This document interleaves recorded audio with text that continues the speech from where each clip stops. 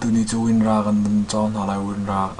kha file kan chat ka file ka win ra chung kan chat ka zatin da password kan chalai ti mi ka kan wan zon hala e phun ni ngam cha pakhat na phun khat karak lang tal masalai e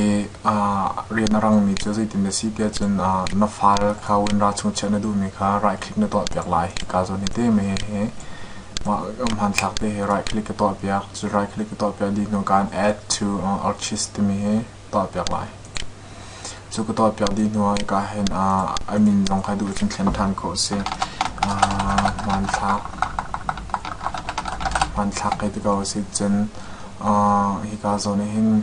set password te mi he me he na du chen hi set password te mi kan to pyak lai to pyak lai na password kana tel pyak lai ta chuna 1 2 3 4 5 6 sing hai okay na to pyak chu din chen ka zon hen okay na to pyak lai te okay na to pyak ka zon hen win ran khana thlang chang ai ka man thak ti na thlen man thak ti chang ya chungum mi kha na di ti mi je phe man thak i mati kan win ra chung adning chang ka sim ma chen pakhat cho file na ka lai all program na ka lai win ra system kha ama program kan on piak lai na on piak lai ma ka kan add to ti mi he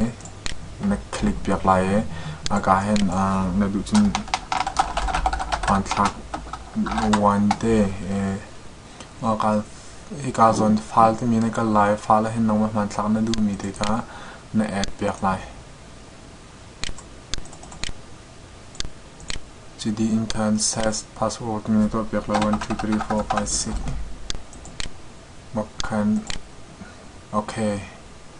na click pyak di no khan ka hen desktop chung hen 0 man thak on ti mi kam jong chung kan now di ti mi te kam te kiti khan win ra admin chang chlai ka lo